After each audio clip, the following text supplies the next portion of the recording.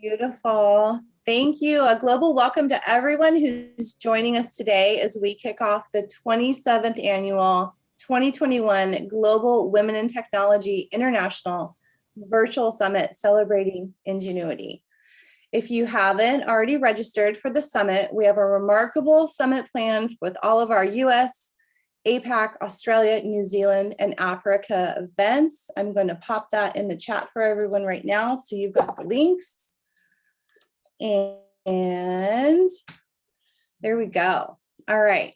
So for attending Susan's workshop today, you can register at www.summit.witi.com and use the promo code DEI VIP Pass and receive $100 off your summit registration for attending today's workshop.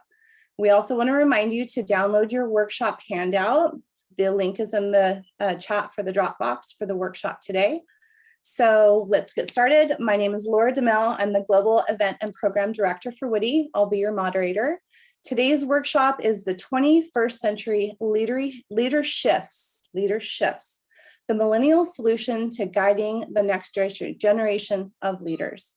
Our keynote speaker, our workshop leader today is Susan Inouye. Susan is an executive coach and best-selling author of LeaderShifts Perfect Storm, What Millennials Are Teaching Us About Possibilities, Passion, and Purpose. She has worked with over 600 companies in 40 industries for the past 20 years.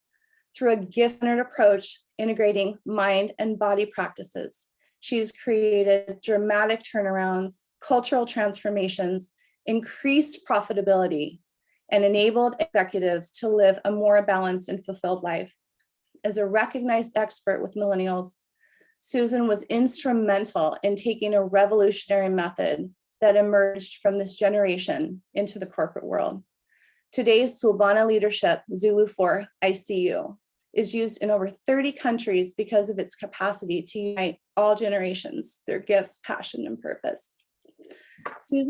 Susan's emotions, it's beautiful. Susan's exceptional results with millennials and their leaders has led to numerous consultations, articles, radio interviews, and speaking engagements, such as Young Presidents Organization, USC Women's Conference, and National Association of Women Business Owners Conference.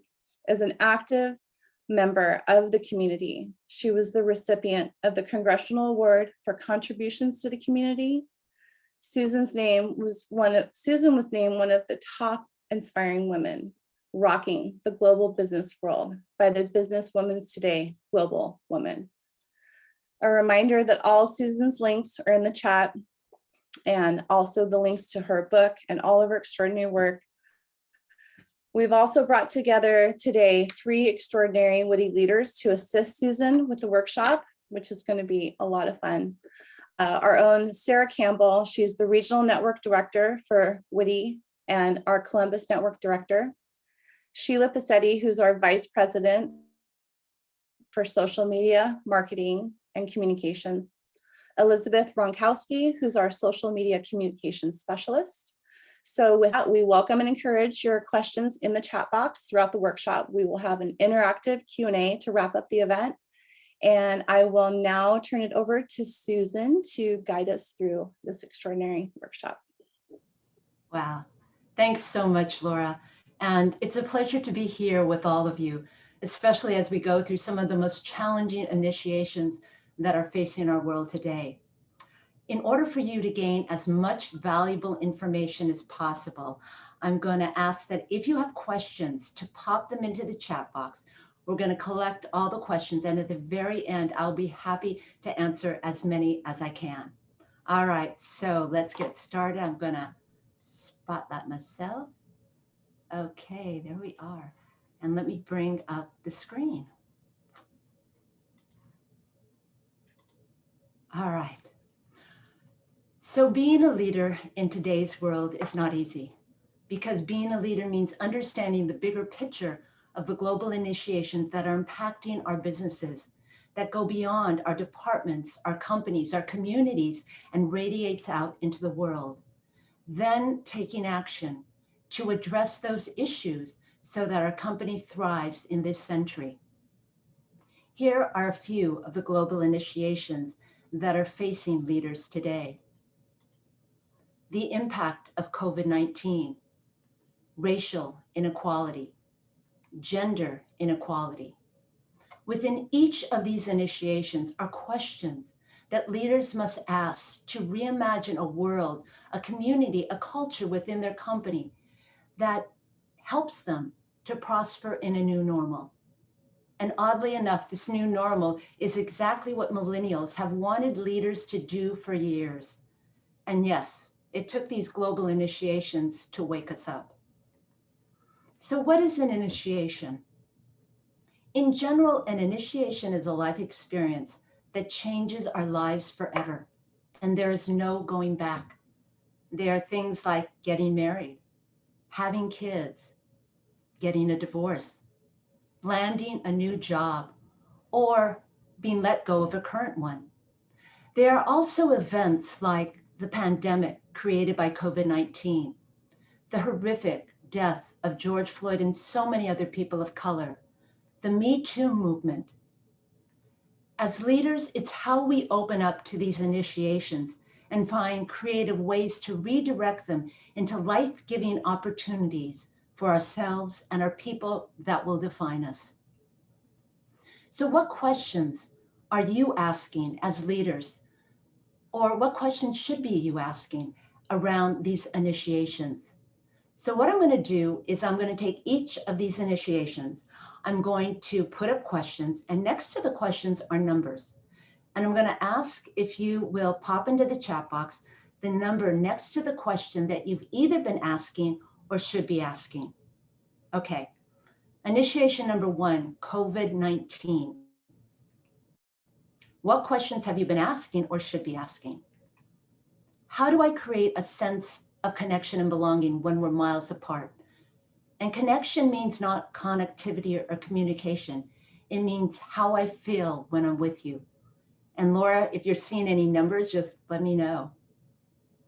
Or maybe you're asking, how do I lead a remote workforce so my people are inspired to use their gifts to get the results needed?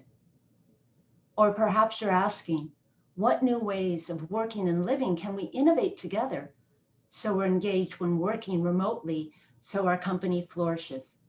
Or perhaps you're talking about all of the above. Laura, are we seeing anybody? Mostly 3s and 1s, mostly 1 connection, 3 new ways of working and living, a couple 2s. Cool. Okay. Mostly 1s, 3s. Yeah. Okay, thanks. So racial inequality, what questions are you asking or should be asking? How do we address diversity, equity, inclusion so it's not a project just assigned to a committee of people, but it is a value that is lived in every part of our organization? Or how do we create a culture where DEI is not simply a numbers game or a corporate policy, but it is an integral part of our culture, the way we do business, a given rather than the right thing to do? Or how do we go beyond DEI to cultivating a culture where people truly feel they belong? Or maybe you're asking all of these. Laura, what are you seeing? Lots of 4s, couple 2s, 4, 4, 4, some 3s, 3, majority of 4. Wow. Okay. That culture of belonging. Not a lot of 1s. Okay. Yeah. So let's look at gender inequality. What if our company culture was not just shaped around male-dominated ways of doing things, but truly supported all genders, generations, and ethnic groups? Or how do we attract and support potential young leaders of all genders, especially women who want careers and families? Or what if we had leadership positions that supported all people, especially women, in their careers and in raising a family, so we benefit from the unique and valuable gifts they bring For example, instead of having just partner in a firm, what about part-time partner? Or maybe you're asking all of the above. So what do we see, Laura? Mostly threes, some fours, some twos, mostly threes. Oh, there's some more fours coming through. Actually, it's really a mix of everything right now. Interesting. Oh, here's a lot of ones coming through. All right, thank you. So these global initiations, they have forced us to do what millennials have wanted us to do for years. And according to a 2018 Gallup study, here's what millennials and Gen Zs, or we call them Zoomers, look for in an employer. Number one, leaders and organizations that care about employees' well-being. There was a Gallup study done that says one of the ways to show that is by giving them flex time or the ability to work remotely. And why is this important? Because millennials expect flex time and work-life balance, or they're out the door. They make very little distinction between work life and home life. And so when the millennial happened and it put millions of employees, forced them to work remotely, all of a sudden the workplace offered the kind of flexibility and potential for work-life balance that they've always desired. And in an instant, the business world turned into the millennial way of working. According to the Gallup study amongst millennials who work remotely, did you know that 54% have thriving well-beings compared to 47% who work on site? And after the pandemic, 74% millennials don't want to work on site only, but they're not the only generation. 65% of Gen Xers and 58% of boomers also want to continue working remotely. The second thing they look for is open and transparent leaders. So when leaders were open and transparent about what was happening with the workplace because of the pandemic, and they connected with their people this past year more often, and they truly cared about finding out how they were, and they asked personal questions, guess what? Employee engagement actually increased in the United States. According to a Gallup study, amongst millennials who work remotely, 41% are far more engaged compared to 29% who work on site. So it points to the fact that just because employees work on site doesn't necessarily mean that they're more engaged. They also want an employer whose organization is diverse and inclusive of all people and leadership that's ethical. Millennials and Zoomers, they look to their leaders to take a hard stand against racial injustice, for their words to be more than executive platitudes, for their leaders to be ethical and follow through on their commitments to DEI, and to create cultures where all genders, generations, and ethnic groups can feel they belong. And this creates trust and respect with these generations. Millennials, they're the largest generation in the United States workforce with over 56 million individuals. How they experience the workplace has a direct and enormous impact on business outcomes. So what matters to millennials matters to all of us. The question becomes, are you ready to make the shift necessary to thrive in the 21st century? Jim Clifton, who is the chairman and CEO of the Gallup organization, he said, millennials are altering the very social fabric of the world. They're changing the very will of the world, so we too must change. The world we're living in today requires a different kind of leader than we were in the past. To succeed in a complex world where nothing is predictable takes an openness and willingness to let go of our so-called sacred cows that don't work in this century, and to be open to listen to the needs and the ideas of the next generation of leaders. This Gallup study was done, it's called How Millennials Want to Work and Live, and it shows the change that has to happen in leadership. So here is the past, and here is the future. From my paycheck to my purpose, from my satisfaction to my development, from my boss to my coach, from my annual view to my ongoing conversations, from my weaknesses to my strengths, and from my job to my life. So how do we make this transformation? By embodying the leadership capabilities that are needed to thrive in the 21st century. And what is the path to embodying these leadership capabilities? It's by making the LeaderShifts the millennial solution to guiding the next generation of leaders. So what are some of the leadership capabilities that you'll need to embody? Here is a list of some of them. I want you to hone in on the leadership capability that you know is a bit uncomfortable, that you need to really develop and get better at.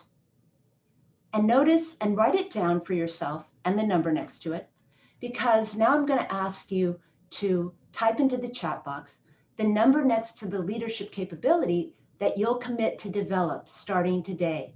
And here they are again. And so, Laura, as you see them coming in, let us know what people are thinking.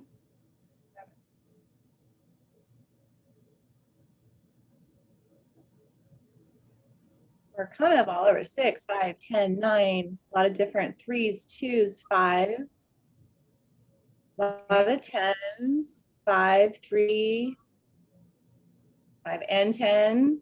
Oh, a lot. Okay, nice. Love the dual. Okay. 4, 9, and 10. A lot of 5.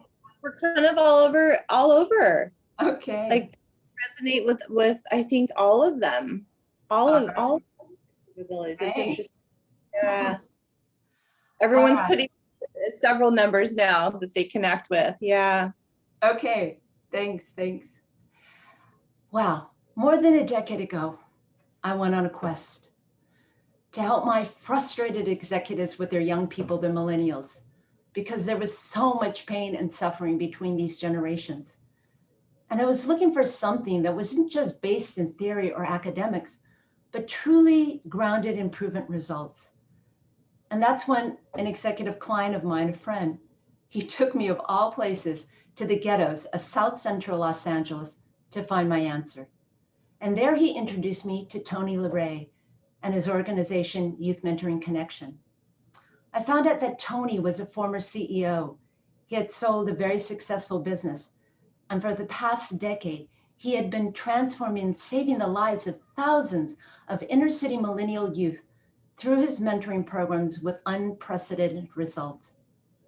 Now, what drew me in is that Tony actually went into the community.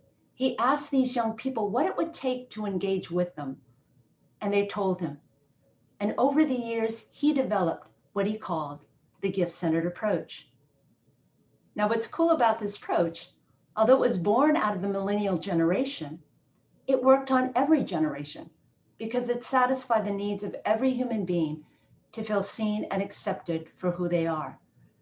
And as I observed Tony in his community, with his staff, his mentors, his mentees, all of different generations, genders, and ethnic backgrounds, and I saw the deep connection they had with one another and the way they engaged each other that brought out the best in who they were.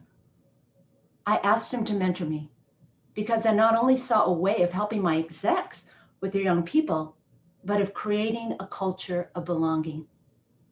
And so more than a decade ago, I took this approach into the corporate world, and I started to turn around companies and cultures in a way that got long-term results. The gift-centered approach is at the heart of the way Tony leads, which he calls Salvona leadership. And today, Salvona in the gift-centered approach is over 30 countries, and here are just a few. In 2019, Tony was invited to keynote the National Mentoring Summit that was being held in Singapore.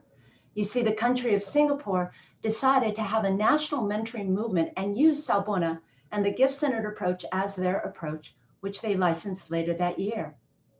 And I went along because they had set up business luncheons for us to meet with leaders who wanted to know, how do you use this approach in companies and corporations? And I had just documented in my book that had just come out. And we were very fortunate because we hit the #1 bestseller in leadership and in business management, and the book sold all over the world. So what is Salvona? Salvona is a Zulu greeting meaning I see you, as in seeing the whole person. Tony has a saying, people are often watched, yet they're seldom seen. You see, when we're watched, we tend to comply so we don't get in trouble. Yet when we're seen, we're inspired to be our best. And we, as human beings, especially managers, we tend to watch our people to make sure that they're doing it the way we would do it. And it's a subconscious way for us to control another. But the question becomes, how often do we connect with and see and accept people for who they are, their gifts, their blind spots, their strengths, their weaknesses, their genius? Because in seeing and accepting people for who they are, they see and accept us for who we are. And a different conversation unfolds, not one of us lecturing to each other, but one of us listening and learning from each other. And when we do this, people are empowered with the feeling of respect that allows them to grow into their full potential, not just as leaders, but more importantly, as human beings. And this is what we all want, especially millennials and Zoomers. And it's the reason to make the shift in how we lead. 21st century leaderships, there are 5 of them, and they are key for us to thrive in the 21st century. Because when we make the shift, we're then able to embody the leadership capabilities that help us to lead in a complex world. The leaderships are directly related to the perfect storm that is happening in leadership today. And so that's why it's important for us to understand the currents beneath the storm, because they are the drivers as to why leaders need to transform. So before we get into the leaderships, let's talk about the currents. There are 3 of them: staying ahead of the curve, millennials as the next generation of leaders, and the 4th industrial revolution. Let's look at each of them. Staying ahead of the curve. What's new today is outdated tomorrow. Leaders can no longer be on the cutting edge. Instead, they must redefine the edge. And that means innovating the next best thing that keeps them ahead of the curve and that disrupts their industry before they get disrupted by an Uber coming out of left field. Execs have said to me, Susan, how can I anticipate what's around the corner when I can't even see from all the work I have piled on my desk? And I tell them, you can't do it alone. You need all your people to help you anticipate the change. But that takes knowing how to develop within your people the leadership capabilities that were once only required of senior managers. Millennials want to be those leaders as long as you don't lecture down to them and you know how to engage them that brings out the best in who they are. LeaderShifts can help you do that. Millennials as the next generation of leaders. In the many years that I have been doing executive coaching and speaking at conferences, I've heard many things that millennials want, but there are 3 themes that keep echoing, and that's to feel heard, to use our gifts, and to have meaning and purpose in our lives. But let me ask you, how many of you want that too? I'm sure most of you do, right? Because it's not a generational need. It is a human need. And LeaderShifts can help you not only satisfy the needs of millennials, but of every generation and every human being. The 3rd current, the 4th industrial revolution. We're talking about artificial intelligence, robots replacing people. So the question becomes, is how do you compete with a robot? What do you have that robots don't? We're finding that what makes us valuable and irreplaceable is not our intellect or intelligence of our heads. Neuroscience has proved that the intellect is only 1/3 of our innate intelligences. The other 2/3, the intelligence of our hearts and body, has wisdom that the head does not. This is our emotional and somatic intelligence that makes us valuable and irreplaceable and that robots can't compete with. LeaderShifts help us to develop these innate intelligences that we tend to overlook and ignore. So here again are the three main drivers beneath the perfect storm. And I'm going to do a little check-in right now. I want you to think about the leadership capability that you wrote down. And I want you to now write down on a separate piece of paper for yourself, what are the drivers that you need to address? And then pop into the chat box the number that you are going to start to focus on.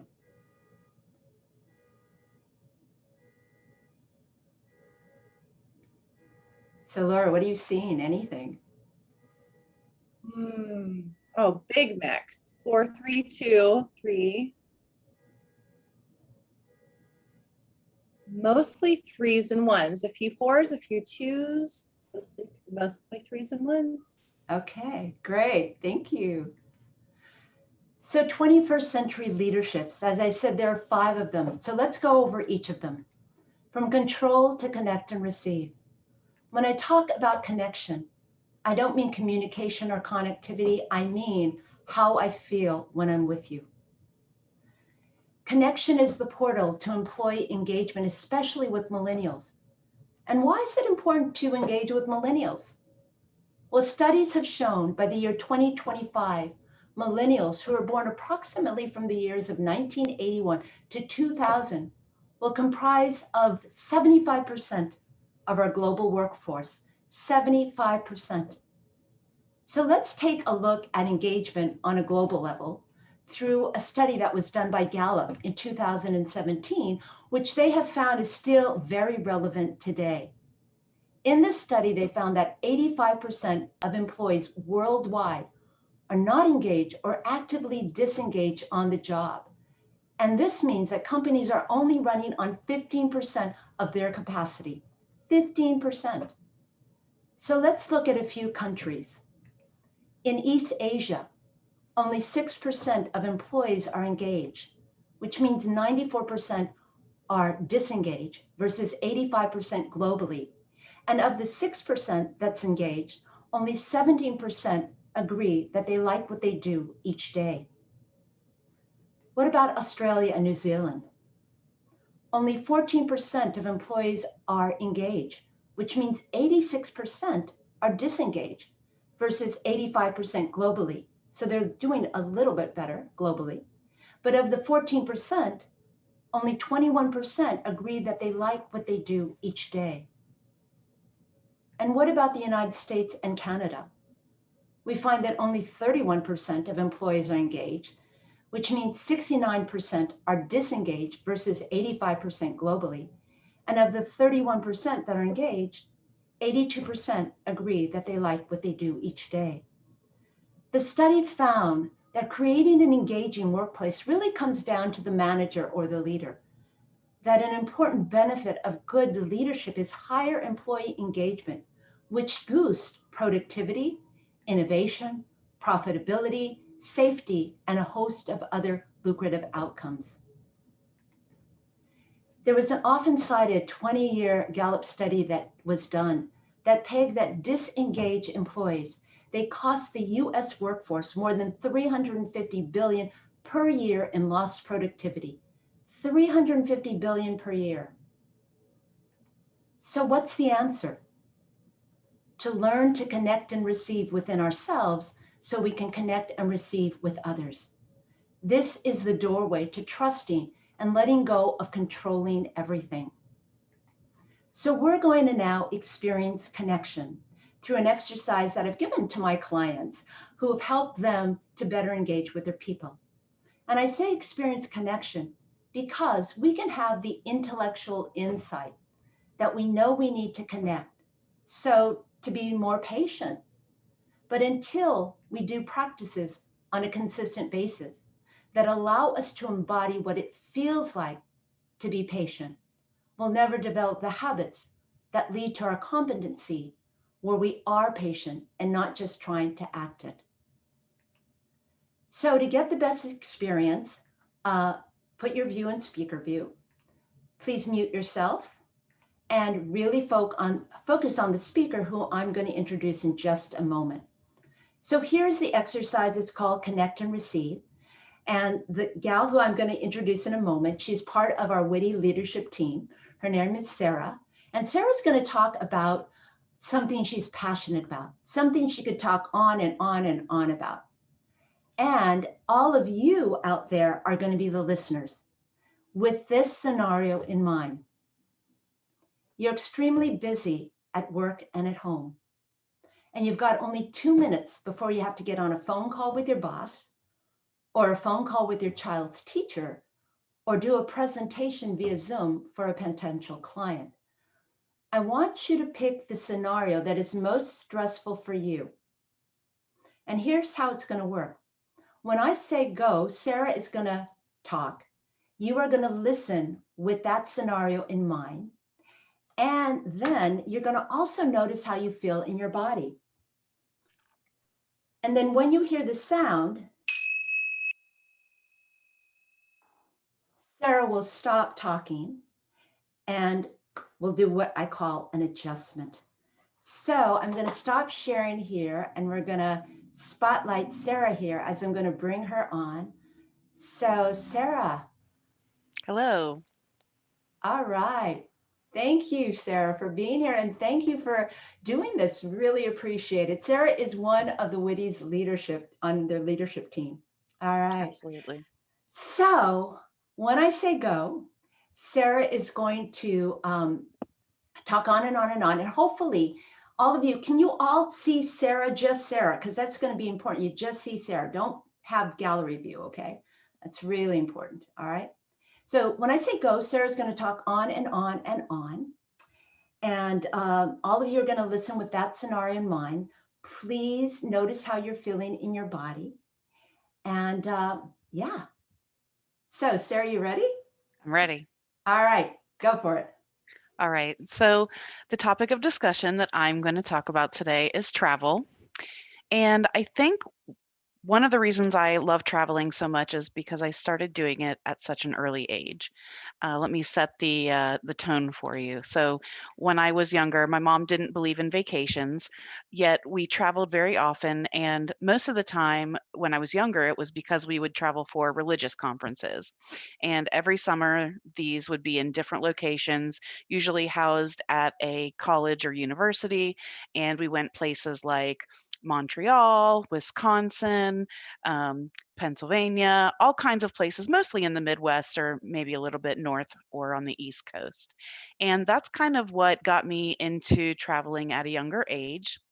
Now, when I was in college, I went to school for art education. Don't ask me how I got into IT. That's another story for another time. And then when I was getting ready to do my student teaching, they said, oh, do you want to do an overseas student teaching experience? Right away, I said yes. I had to fill out 26 pages of a Okay, thank you, Sarah. All right, so we're going to do a little bit of an adjustment, okay, for everyone, including Sarah.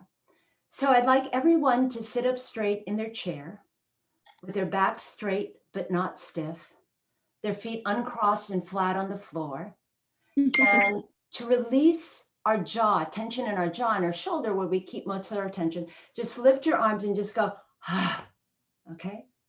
Yeah. And again, let's do it. Ah. All right.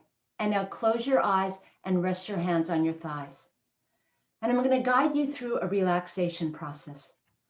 I want you to bring your focus around your belly button area. And I want you now to slowly exhale down, as if exhaling from your belly button through your legs into the center of the earth, and really feel the connection with the earth. And now slowly inhale, as if inhaling through your belly button, filling every part of your body and being, from your feet to the top of your head, out through your arms and your fingers, like you're inflating your body. And now slowly exhale as if exhaling from your belly button, down through your legs, into the center of the earth, and feel the connection with the earth. And now slowly inhale, as if inhaling through your belly button, feeling every part of your body and being from your feet to your top of your head, out through your hands and your fingers. And now again, slowly exhale, as if exhaling from your belly button, down through your legs, into the center of the earth. Feel the connection with the ground. And now slowly inhale through your belly button, filling every part of your body and being, from your feet to the top of your head, out through your arms and your fingers, as if you're inflating your body. And now naturally exhale, naturally inhale, and just naturally breathe. Now I want you to bring an awareness to your feet, keeping your eyes closed. Bring an awareness to your feet as they are supported by the earth. Really feel the earth underneath your feet. And keeping an awareness of your feet supported by the earth, bring an awareness to the top of your head as if it's lifted by the blue sky. And now keeping an awareness of your feet supported by the earth and your head as if lifted by the blue sky, just slowly open your eyes, adjust to the environment, and we're going to do the exercise again. Sarah is going to talk about what she is passionate about, and you all are going to listen with that same scenario in mind. And just let the exercise affect you and notice how you feel. All right, Sarah, go. So when I got older, I would take other vacations, more thoughtful. For example, when I worked at summer camps, I would meet people from all around the world. And so I decided when I was older, had a good job, and I could actually afford to travel, I would stay in contact with these people and go to places like Trinidad and Tobago, Wales, England, Scotland. I even once met a girl from Estonia. I wasn't even sure that that was a real country before then. And now I've actually had a chance to, well, hopefully in the future, I'll have a chance to go to Thailand because last year I hosted a student from Thailand. I was her foreign exchange mother. And so that opens up another amazing opportunity for me to travel. And so even though it seems like the dream is to go and vacation in these places that we've never been before, I feel like part of something that was from my childhood is now about visiting people and really experiencing the places that I'm going and not just being a tourist. My best friend, for example, is from Brazil, and it's a shame that we've been friends for 20 years, and I haven't gone to Brazil yet. Okay, thank you, Sarah. Let's keep Sarah spotlighted here, and I'm going to bring up my screen, and we're going to do a little bit of debrief with all of you, okay? So here we go. All right, for all of you who are listeners out there, that's all of you except for Sarah, I'm going to invite you to type into the chat box. And the question is how many of you were less distracted when listening this time compared to the first? And you want to pop in Y for yes or N for no. And Laura's just going to let us know what she's seeing.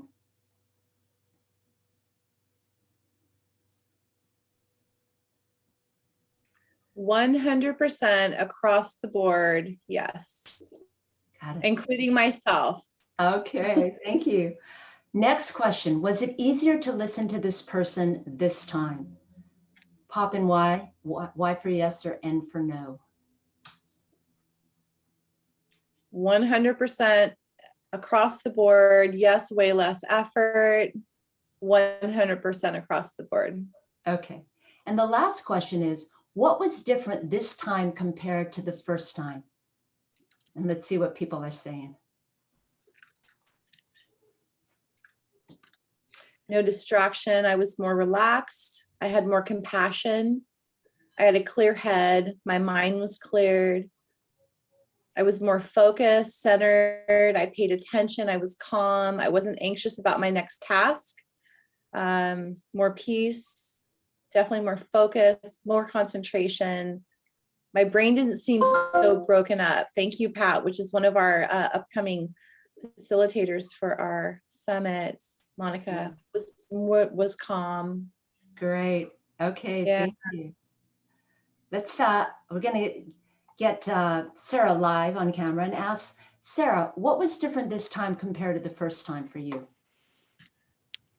I think definitely the deep breathing. Even before I started speaking the second time, I took a deep breath and I kind of slowed down my thoughts. And even though I took a little bit of notes here and there on what I was going to speak on, I feel like the second time I felt more relaxed and not needing the urge to speak so quickly.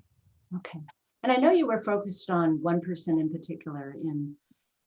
So how did it feel when this person was this person listening to you? How did it feel when they were listening to you? Yeah, I mean, it felt like that they were actually listening, not just hearing me, that they were completely focused on me, and that we had that, I don't want to say the word connection, right? Because that's how you make me feel instead of the connection, for lack of a better term, between the two of us. Okay. And what did you notice about yourself? Just that my body felt more relaxed, and like I said, kind of that deep breathing always kind of puts me at ease, and having the feet on the floor, and my shoulders were probably not quite as hunched because I get very intense when I'm speaking. Great. Thank you, Sarah. Thank you very much. I appreciate that you're here and participated. All right, so I'm going to bring my screen up. We can unspotlight Sarah right now and respotlight me. Okay, so let's go. So you've just experienced Connect and Receive. And Connect and Receive is one of the greatest gifts that you can give anyone. As a speaker, it will take you off of automatic pilot. So you actually notice how the other person is reacting and you adjust accordingly. For listeners, it allows you to be more focused, present, to be here now. Receiving, by the way, is one of the most overlooked and important qualities of leadership. Because when we openly and humbly receive, whether it's people's thoughts, their ideas, their praise, their criticism, their help, we empower and validate them so they're inspired to bring their best self to the job. The practice that I gave to you is called Recentering. And my clients do it during the day. They take a time out and they do it to help them, especially when they're feeling pressured or stressed. They also do it when they're not feeling pressure or stress. So when they are, it actually works. They also do it with their eyes open in meetings so that they are more focused and they're right there. So let's look at our second leadership, which is from conformity to see and accept. Millennials have a saying, which is one size does not fit all. Millennials want to be seen and accepted as unique individuals, not part of a mass herd. So in Salvona leadership, we say, instead of conforming people to doing things the way we would want them done, how can we support our people so that they give us the results we need through the path of their gifts? There was a Gallup analysis that was done that finds that employees who agree that they use their gifts every day are 6 times more likely to be engaged at work, 8% more productive, and 15% less likely to quit their job than those that do not agree that they use their gifts at work. But first, you must see the gift. And the question becomes is, can you see the gift in good and in bad behavior? So what is a gift? A gift is what we were born to bring naturally into the world. It's what we do without thinking about. It's just who we are. It's different than a strength. A strength we work hard at to be competent in. And we can get so good that it looks like a gift. But the difference is that a strength takes energy and effort, where a gift is effortless and it fills us with energy. Remember, our actions point to our gifts, even in bad behavior. And so it is easier for us to see gifts in good behavior. So I'm going to give you some scenarios, and I'm going to ask you, what are the gifts in these people? So I want you to meet Amy. Oh my gosh, Amy can talk to anyone. You should see her at networkings. She'll just go up to a person, even people she doesn't know, and she'll start a conversation. And she can talk about any subject, and people really like her. So that's Amy's action. What's her gifts? I'm going to invite you to type 2 numbers into the chat box. And Laura's going to share with us what she's seeing.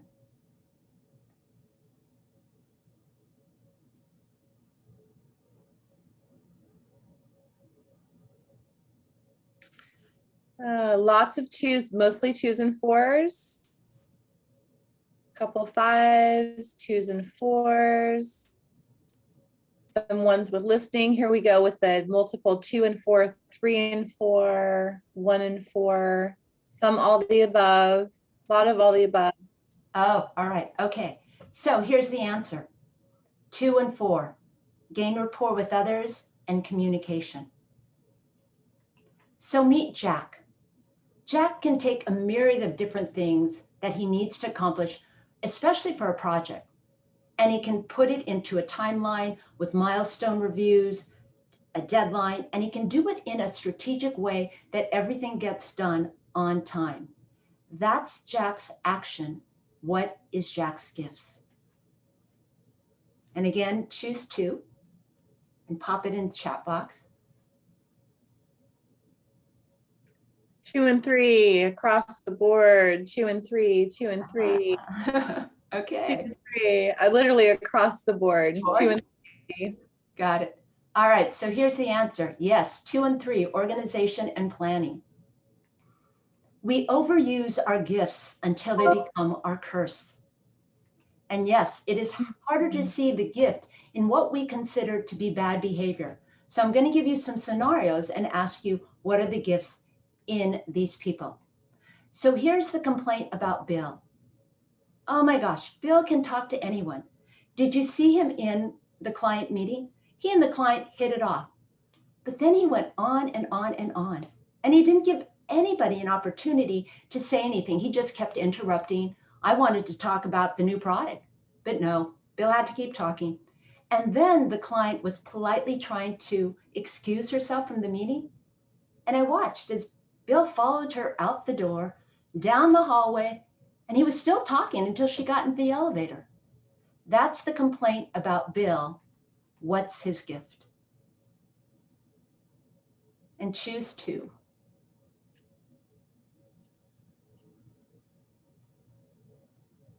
Two and 4, mostly. A couple 2s and 3s. Majority 2 and 3, and 2 and 4 across the board. A Okay. couple 3s and 4s. Couple 1s.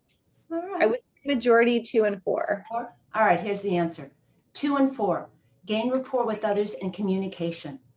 And you might notice that Bill's gifts are the same as Amy's gifts, but we overuse our gifts until they become our curse. So meet Judy. Oh my gosh, Judy can never do anything on the fly. I was in a project meeting with her the other day, and guess what? We had a tech glitch, and Judy just went, she got so frustrated, she got so upset, it just threw her off. And I said, Judy, just calm down. Things happen like this. And she said, but this wasn't supposed to happen. It wasn't on my plan. So that's the complaint about Judy. What's her gift? And choose 2.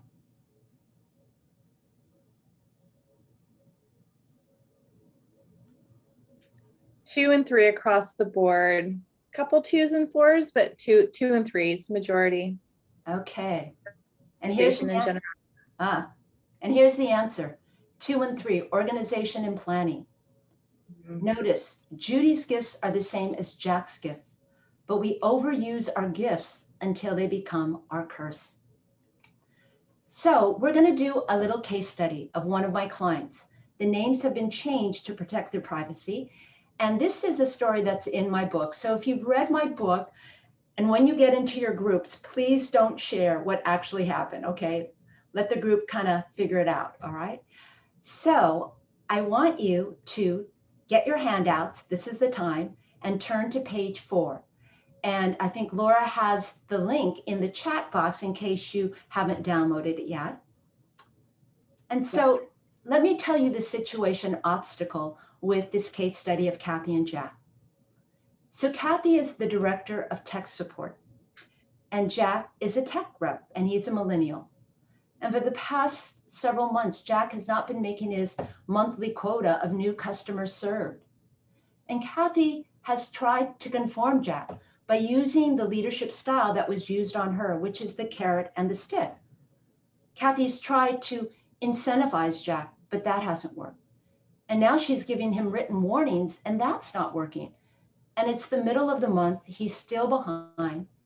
Kathy's getting pressure from her boss that if Jack doesn't make his monthly quotas, she has to let him go. So the question is, by seeing and accepting Jack for who he is, rather than conforming him to what you want him to be, how can you turn this around? Step 1 is you need to list Jack's gifts. And part of that is to ask, what are the gifts that are trying to come out even in what you consider to be bad behavior? Remember, our actions point to our gifts. And in Kathy's complaints about Jack, you'll discover his gifts. And in the handouts, you'll see all of Kathy's complaints about Jack. Okay. So step 2, we want to brainstorm to figure out how to redirect Jack's gifts so they better support Jack and the organization. Remember, most leaders say, how do we get Jack to make his monthly quotas? But a Salvona leader says, what are the gifts that are trying to come out? And how do we redirect those gifts so they better serve Jack and the organization? So Laura, I'm going to ask you time-wise, how are we? We're doing really good on time. We have probably 8 to 10 minutes for breakout rooms, depending on what you would prefer. Okay, so let's do 6 minutes because I'm looking at the clock here, and I also want to give time for questions. So we'll do 6 minutes in a group. Yep. And when you get into the group, please unmute yourself. I want you to choose someone who will be the facilitator who will report back what the group came up with, all right? And what questions you have. Are there any questions, Laura, in the chat? There have been none so far, but I am encouraging everyone to put their questions in the chat so we can wrap up the session with the Q&A. Okay. Cool. All right, so let's put them into groups. Perfect. And Dave is going to be doing that now. So everyone's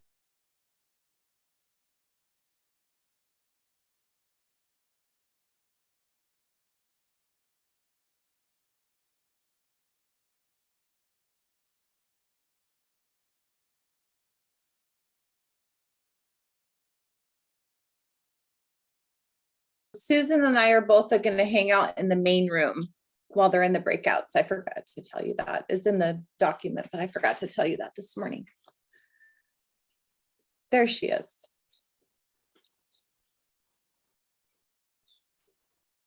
You're on mute, Susan. I was put into a group. Hold on. I gotta. No, I forgot to mention to Dave this morning. It was in the document. We have a lot going on today, but we're back. Okay, hold on. Let me get to. There's a couple other people I think that we need to put out into breakouts. Neha, do you want to be in a breakout? Okay. Oh, she's gone. So Dave, when they come back, you can still leave me spotlighted and then just put the person Laura's going to pick to share. And let me see, how much time do we have? So you'll be asked, Susan, you'll be asking, it's 4:54. So you'll be asking when they come back who the facilitators were to put an F in the chat box, correct? Right. Yes, I'm going to say that. There. And then we can highlight a couple of the facilitators to share their experience in the room. Okay. If you can invite, hopefully ones that have their video on, if there are facilitators, that would be more interesting. Okay, I agree. Yeah. So I would share with that way. Okay. And then Dave, we have a couple of people that have probably been kicked out of the or left the breakout room. So if we could reassign them.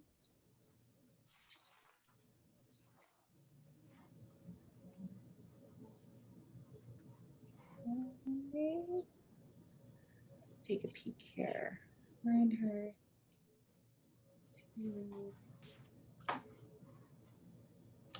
Okay. 6. I'm going to do this right now. What was that?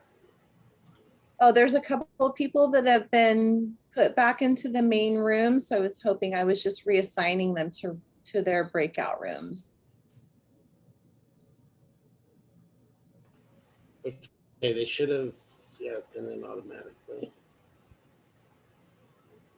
We have Varsha, Jamie, and Dan's iPhone.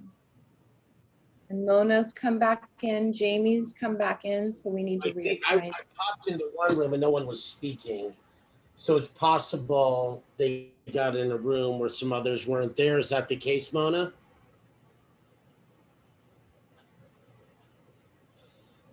Mona? Jamie or There. Yeah, Okay. what happened? Are you there? Mona, was anybody in your room or? No, it's just me. I can't see anybody. Okay, hold on. I think some people may have left. I'm going to put you in a room, Mona. I'm going to put you in a different room. 1 second. Sophie just got here. Sophie, we're in breakout rooms, and I'm going to assign you to a breakout room. Jamie, it looks like... So, Mona, it says hasn't joined yet. Are you seeing the trigger to join? Mm, are you calling in, Mona? Are you on laptop. your laptop? Okay. Yeah. I don't see any trigger. Breakout rooms. Maybe you've been asked. Yes. Well, maybe you could lead a discussion in here, Laura, because I know sometimes people have... And I did go to a couple of breakout rooms. It looks like some people left. Where did they go? Sophie was there. Here's Sophie's Sophie. What happened in your room? Oh, it just I've bounced you back, huh? Yeah. And I tried to connect with Dan a couple of times. I think he might just be listening in. There we go. And then Shauna's the last one. And Shauna, did you get bumped out of a room? Jamie's back Jamie, I just again. saw you. Maybe put Jamie in 13 where Liz is at. I'm sure Liz is facilitating that room. All right, I already know Jamie. Perfect. Actually, I can't look for Jamie in 13. This If is that Shauna. works. Yeah, Sorry, Jamie. Should we something come up in my house that distracted me. Should we We have about 1 minute left. So yeah, should we add a couple of minutes? Yeah, that's good. Okay, so I'll just say we're going to go all the way to the full 10 minutes. No, I think 10 minutes is too much, Dave. Okay, so maybe 2 more minutes. Yeah, 2 more minutes.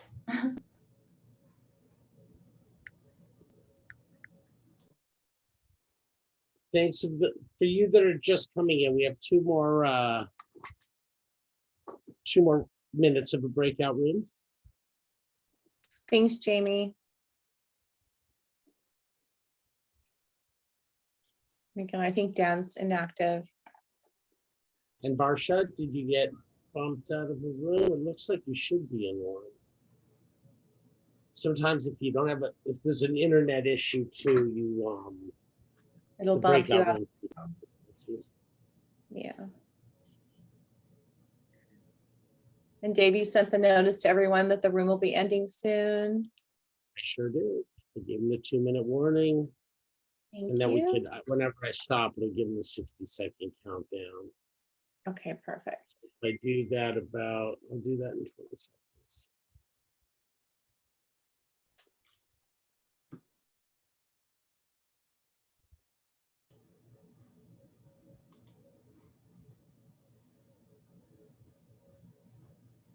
Okay, so now it's 60 seconds to wrap up.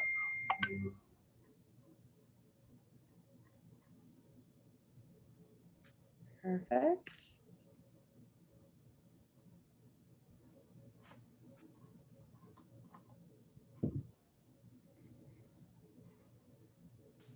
All right, Susan, everyone's filtering back in. Okay, let me know when they're all here. Okay, you got it. Okay. Very quickly.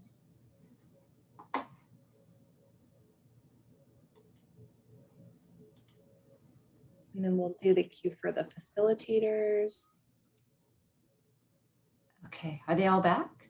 I don't see anybody else filtering in, so I think we're okay to go now. All right. So for those of you who were a facilitator, if you can put F into the chat box, then Laura will know who has facilitated the group and we can call on you. So if you do that right now, that would be really great. And Susan, if you would just repeat that, because we've had quite a few people just since the last few filter back in. Okay. There we so go. As you filter back in, if you were the facilitator of the group, if you can pop in, put in F into the chat box, then Laura will know who was the facilitator so we can know who to call on. All right. Beautiful. All right. Okay. Let's start with Cassandra L Madison. She was the facilitator for room 12. Cassandra? Right. Yes, good afternoon. Thank you. Oh, Well, my Spotlighting her? yeah, can you come on camera, Cassandra? Or There you are. yeah, I'm here. Good afternoon. Beautiful. There you are. Thank you, Cassandra. Thank you.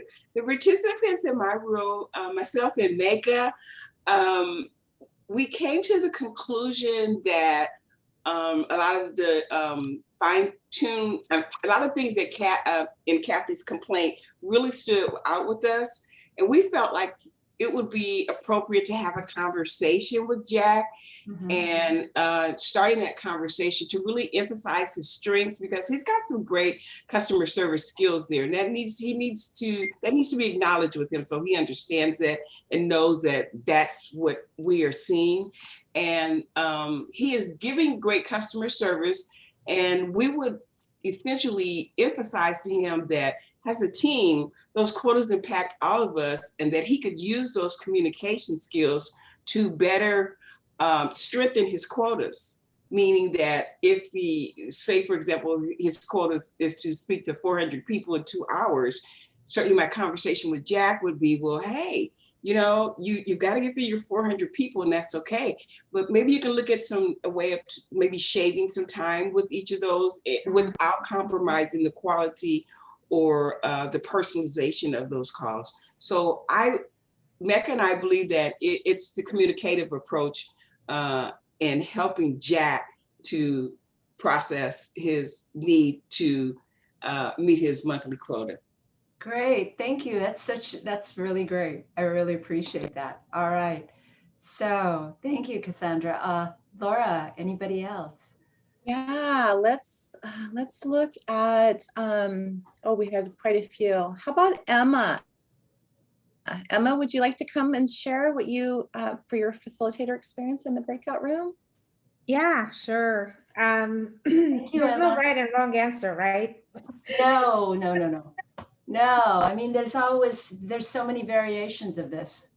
Yes. So Sheila, Sarah, Muna, and Alan, we are all in the same room. So we recognized that Jack has some important strengths, like he's very generous because he's helping all the other people, and he knows how to build rapport with the customers, and he's knowledgeable, and his comm skills are obviously good. So we think that his actually we got to the conclusion that what he's bringing to the table might be better served in a different role than he is right now. Perhaps a role that's more, it's not driven by quotas, but perhaps it's more focused on customer service or support, or maybe he's more suited to dedicated customers where he's working on accounts that have dedicated support or something like that. So we didn't want to discard his capabilities that are bringing value to the organization, but perhaps he's better suited in a different role. That's actually a really good thought. Really good thought. Thank you so much, Emma. And Laura, let's just one more, and then we'll have to move on. Yeah, absolutely. How about Pat? And I'm not sure how to pronounce your last name, but Pat is one of our room monitors and facilitators. Hi, Pat. She's going to be helping us with our summit. There she is. All right. Okay, thank you. Pat. There you go. All right. Some of the things we noticed about Jack are that he's detail-oriented. He likes to solve problems, and he has good connection and communication with other people. And so I was thinking about other roles, like maybe some kind of coaching, or the other ones, or somebody else said line management. And that's pretty much what we got. Well, those are absolutely great ideas too. Yeah. Because a lot of times the job doesn't fit the gifts, or the gifts doesn't fit the job. So yeah. Thank you, Pat. All right. So let me bring up my screen, and let's unspotlight Pat, and then let me bring my screen up here. And let's share. I'm going to share with you what really happened. Okay. So Kathy and I got together, and she knew what I was going to ask. She knew I was going to ask, what are Jack's gifts? So she had a list, and she gave it to me. She goes, here it is. I know you were going to ask this to me. And then what we did is we brainstormed. And in finding out that Jack had the highest retention rate of any of the reps, even though he was bringing in less new customers, but he was retaining more of the existing ones, and he was more profitable than any of the reps. I said to Kathy, instead of punishing his gifts, let's find a way to redirect them so they better support him and the organization. So we brainstormed, and she came up with a very innovative idea. And this is what she did. She went to Jack and she acknowledged his gifts. And then she asked him if he would create a training manual so that the other reps could do what he does so well, like be able to build those close client relationships he had, to solve problems more creatively so they retain clients. And Jack was flattered, and he said, yeah, I'd be happy to do that. And so here are the results. The company got a new training manual. Jack, in breaking down his approach, he found out where he could be more efficient, and he now started to make his monthly quotas. And Kathy recognized the gifts in Jack: communication, gains rapport with others. The team loved him. So she said, why don't I have him train? And so he trained the whole department, and productivity and retention went up across the board. And they had 3 straight years of record-breaking customer retention. And it led from Kathy being promoted from a director to a general manager. Yeah. All right, let's look at the third leadership, which is from expectations to intentions. So what are expectations? Expectations are our external rules for how things should be done, how we think others should behave. I expect that if I give you training, you'll be able to do your job. And when you make mistakes, I have a lot of pain. Different than intentions. Intentions are our internal decisions about how we will approach situations and people, how we will behave. My intention is to support you in being the best you can be by giving you training. With intentions, they are things that we can control because they're within us, whereas expectations we can't control. And so there's a lot of frustration and stress when our expectations aren't met. So I'm going to share a story of one of my clients to just demonstrate why it's so important to let go of our expectations and replace them with intentions. And the names have been changed to protect their privacy, but here's the background. The company is called Global. It's a company that sells products online from all over the world. Gina is the director of marketing, and one of her areas she manages is production, which is the photo shoot of the products they sell online. Reagan is the production coordinator and a millennial. Now, many years ago, I got a call from Gina, very frustrated with Reagan. And in our beginning coaching sessions, we talked about her letting go of her expectations of Reagan because she had so many of them. And those expectations were creating a lot of frustration and pain for her. But at the time, she didn't understand why until this one incident happened. The first step to change is awareness. And so we have two of our WITI leaders that are going to role play Gina and Reagan that I'm going to bring up in just a second. So to get the best experience, if you can put your view in speaker view, mute yourself, and then focus on the people who are going to play the role of Gina and Reagan, who I'm now going to introduce. So I'm going to stop sharing. Okay, stop sharing. All right, great. And so, first of all, this is Sheila. Sheila's going to play the role of Gina. So everybody say hi. Okay. All right. And then we have Elizabeth, who's going to be playing Reagan, our millennial. And thank you both for being here today. All right. Okay. So you ready? Mm-hmm. All right. So we're cutting to the office of Gina, and Gina and Reagan are having conversation. Reagan, here's the list of our photo shoot on Friday. Thank you. Is there anything else? Yes, make sure the list is checked 3 times so you don't forget anything.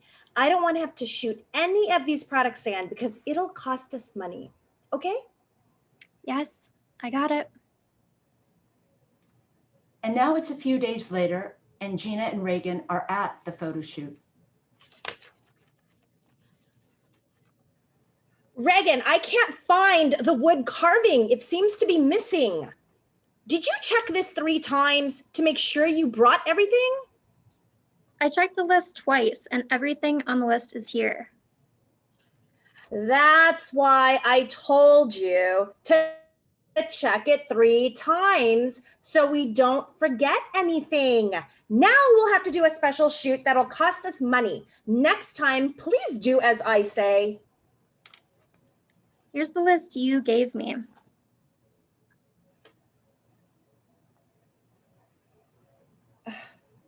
Where's the wood carving? I could have sworn I put it on this list.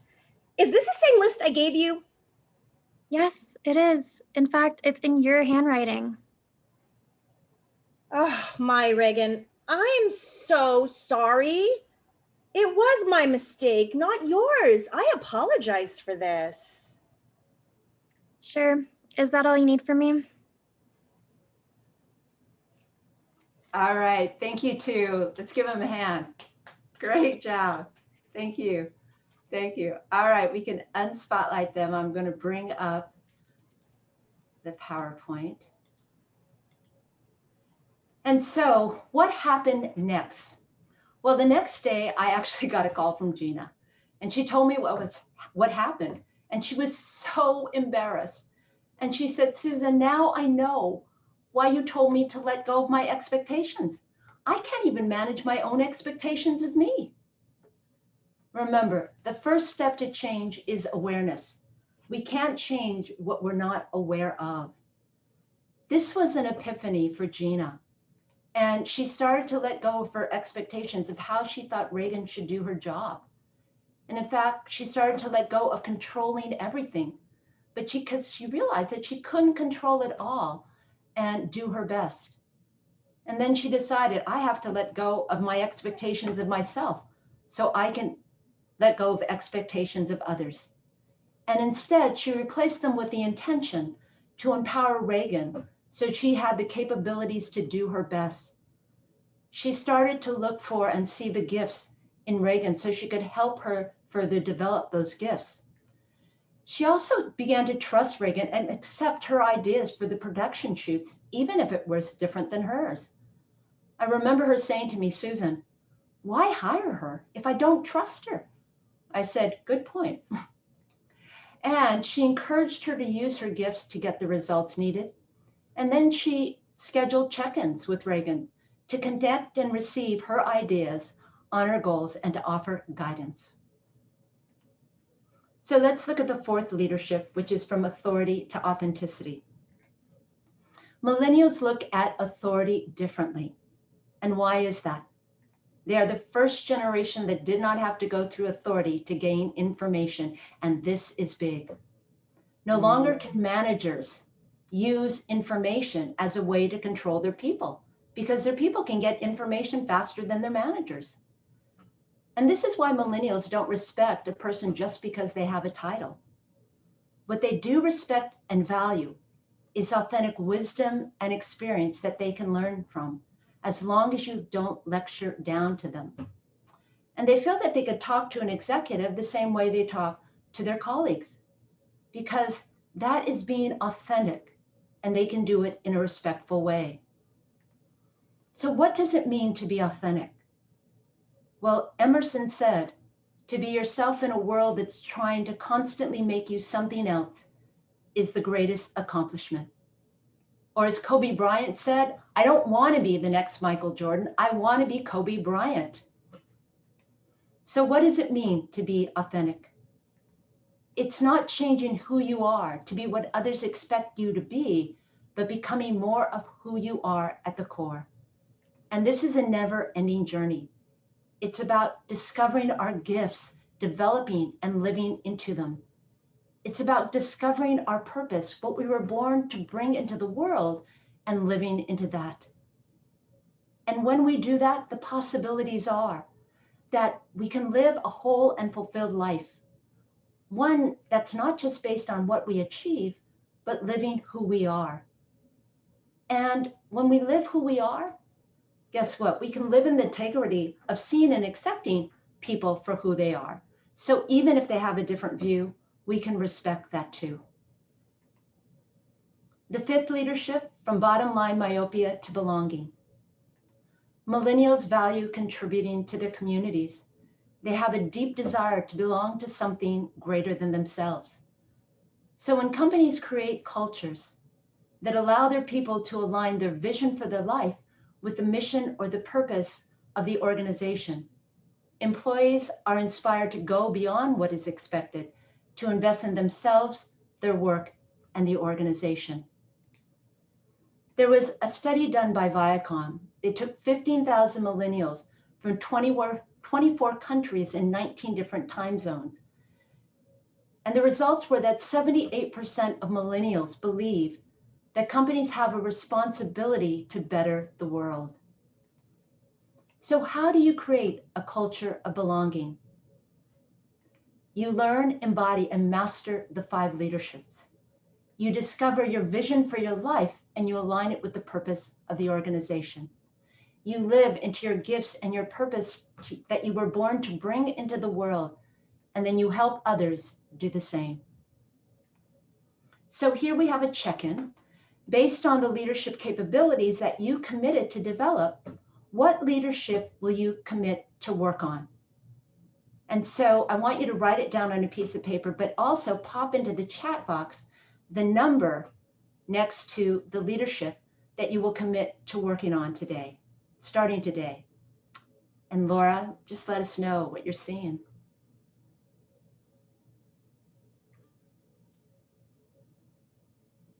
Mostly 3s from expectation to intention, a couple 2s, conformity to see and accept, 4, authority to authenticity, 1 and 3, 4, 5. Cool. 4, authority to authenticity. I would say that's one of my favorites, from authority to authenticity, definitely. All right, thank you. So you have a take-home assignment. It's in your handouts at the bottom of page 5. And I take you through a path, through questions that will help you start to working on your leaderships today. And so I want to leave you with a call to action. Philosopher Lao Tzu said, if you do not change directions, you may end up where you're heading. As a leader at any level, you have a choice. You can keep going in the same direction, or you can stop and see where this changing world and millennials are taking us. For the past decade, I have seen a shift in leadership. Call it what you may, but this perfect storm pushed by a new generation, by relentless innovation, by the fourth industrial revolution, and now COVID-19, racial inequality, and gender inequality are pushing us in new directions and to a new normal and how we must lead. Imagine what would change if you and your people connect each day and openly receive the ideas others have to offer. If you tap into each other's gifts and accept people for who they are. If you created a culture where people are a community who sees their gifts so that each day everyone is inspired to live in their purpose. What would change if in doing all these things, your people, especially millennials, they showed up each day feeling valued and excited to contribute their gifts to the success of the organization because they feel a part of something greater than themselves? What would change? Possibly everything. Salvona. And these are the global shapers of the World Economic Forum, over 7,000 young aspiring leaders who are really changing the world.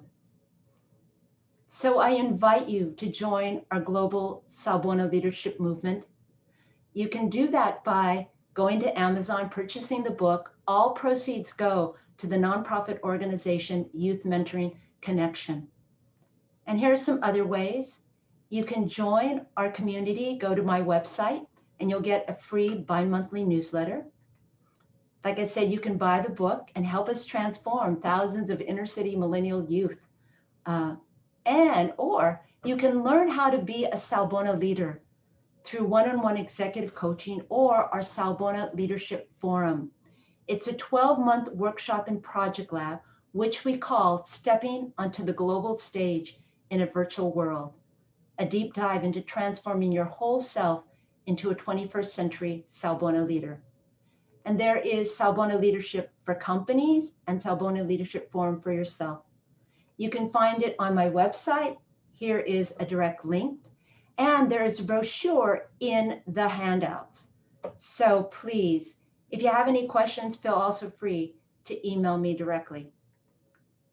All right, what questions do you have? And I'll throw it to Laura and see what she says. All right, we have a question from Naramata. How do you create a culture balance when you are working with millennials and baby boomer generations? Well, you know, the things that we share today work with both generations. And I think that's what is important to understand, that all human beings want to be seen, you know, feel heard, use their gifts and have meaning and purpose in their lives.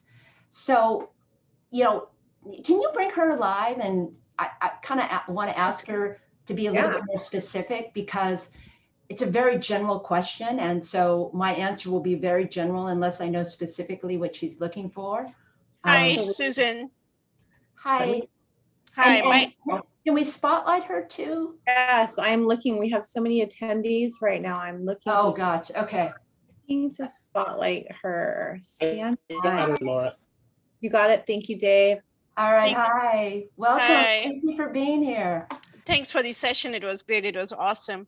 My just question was, you know, just dealing with different generations at work, sometimes it's hard to kind of change. You know, some are old school, baby boomer generation, some are millennials. So how do you kind of balance and just be, sometimes, you know, be yourself? Yeah. Well, the first thing that I suggest to anyone, is we can't really change other people. So we have to look to change ourselves. I mean, become better people. And when I say change, it's really becoming more of who we are and understanding our gifts and our blind spots and working on our blind spots to turn them into strengths. Because when we do that, what happens is we look through the world through a different filter, and we can then be able to see people, boomers, whatever generations, in a different way, which allows us then to see them in a different way. Now, years ago, when I was looking for a solution, I was looking for a through line and thread like Salbona, where I didn't have to do 10 things here, 10 things there, 10 things there. And this is why I love Salbona, because if you do these leaderships, oh my gosh, the impact on every generation is tenfold. So I hope that helps. Yeah, thank you so much. Appreciate it. You're welcome. You're welcome. Okay, who else?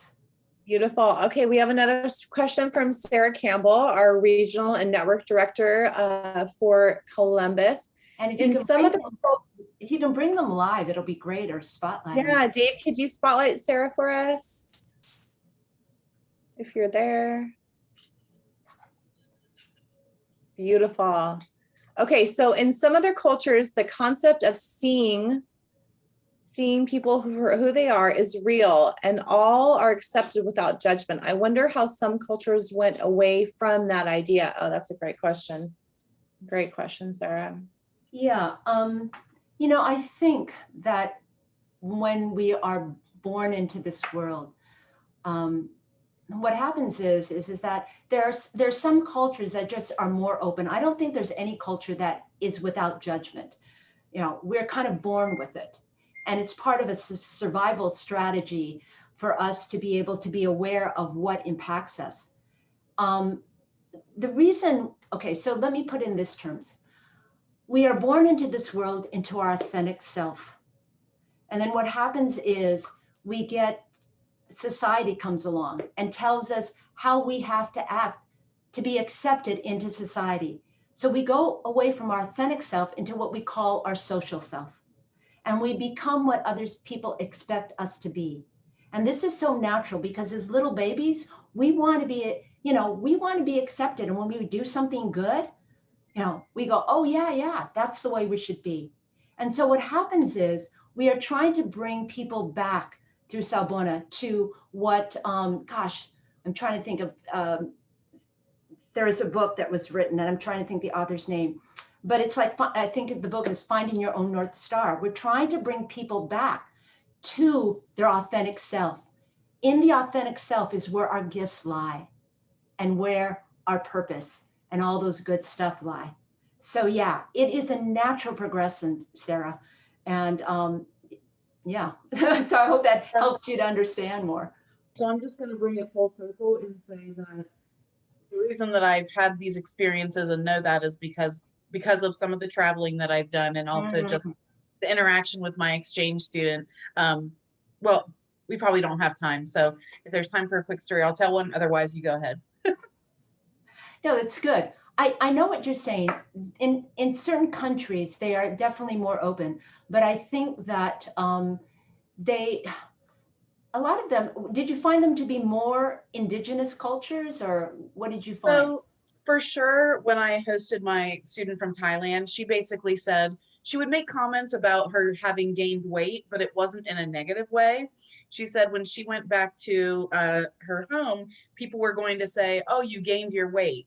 But it wasn't going to be a derogatory thing. It was just like somebody noticing something. Mm-hmm. And I said, well, what doesn't that make you feel badly? And she said, no, it's just the truth. And it's just what it is. It's somebody calling out something that they've noticed, but it's not meant to be a negative or a derogatory thing. So I think depending on our culture and how our cultures raised us, I found that seeing and accepting people for who they are tends to be in cultures that are more connected into an indigenous way of looking at the world. And, the United States is a combination, a melting pot of so many different cultures. And I really will tell you that some of the things that prevents us from really seeing is our judgments. There's so much judgments going on, right and wrong judgments.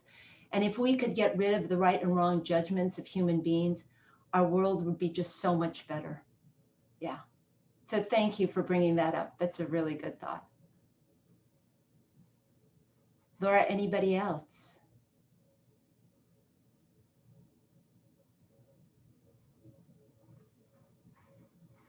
I'm not hearing you. Term of the year for 2021 is your dog's bark in the background. So Margaret Garcia has this leadership seems less quantitative and more qualitative. Some subjectivity. Any comments on that? I'm not sure I understand the question. Margaret, could you come on and explain your question a little bit further? Yeah, can you guys hear me okay? Yeah. We can. And Dave, can you spotlight Margaret? I don't know. Sorry, because my dogs are barking in the background too. I think they know it's 5:30. That's the glory of working remotely. It's we Yeah, we yeah. can have our pets. That's Yeah, they're squeaking behind me, so sorry, I can't stop them. But it was more of a statement. I don't know, more of a question. Just I'm curious to see how you might respond to the statement. Is that I really appreciated everything I learned today with the leadership shift, because we're in my company, we're constantly hiring millennials, and it's been kind of like, before it was very rare, but now they're the bulk of our new hires. And as a longtime manager, you know, I'm seeing myself just shifting as well. And so, but the other thing in terms of my comment, I'll just get to it because I know it's late, is that I feel like in terms of leadership, we've, you know, we've had this way of managing that seem more quantitative, like check the box. Yeah. Oh, is this person displaying strong communication skills? Check the box. That's what I meant by quantitative. Yeah. Whereas with what you shared today is more qualitative, and not that the quantitative doesn't matter, but I feel like it's shifting a bit more to that qualitative of understanding, listening. You know, you talked a bit about you know, identifying the gifts, and less of that checking in the box. Right. And yeah, I could still get the same outcomes, because the way I've been taught in my leadership is you need to drive the results, get the outcomes, make sure that person's checking the boxes. Where now with what you shared, you can still get those results. It's just you're leading in a different way. Yeah, and it's so true. When you talk about checking off the box, I'll give you the gift of many of my leaders who like to check off the box. The gift is drive and determination. I have a lot of driven and determined executives and senior managers, because they've got so much to do. It's like, let's just get it done and check it off. But in the process of just getting it done and checking it off, you leave a lot of dead bodies behind, because you're not considering the people. And today we have to have more patience. I mean, we really do. We have to slow down, because checking off the box is really associated with our intellect. Let's just get it done, check it off, right? But it doesn't consider the heart and the body, which is so a part of who we are. And we tend to lead from this place up. And we need it to now, if we develop, so let me say this, if we develop the heart and the body, we have now 3 centers of intelligence to work from. And we integrate all 3, guess what? We don't have to do as much to check off the box, because we can delegate. We inspire people by who we are, not what we do. People are motivated in a different way.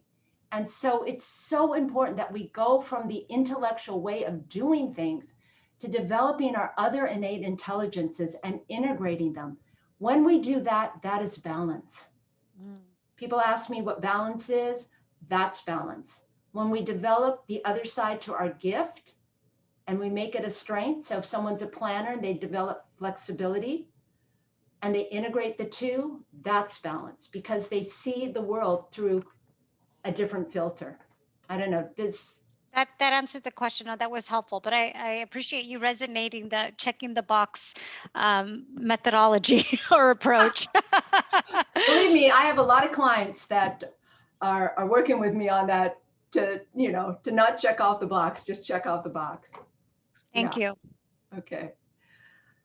Laura, any other questions or something? I just want to remind everybody to save the chat. There's so much valuable information in the chat. And if you don't know how to do it, there's some directions in the chat window, but you can go to your chat window to the 3 dots and click Save Chat. And already, if you haven't registered for the summit, for attending today's event, Susan and WITI have worked together to receive $100 off your summit registration. So when you go to register for the summit, you can use the code. Great.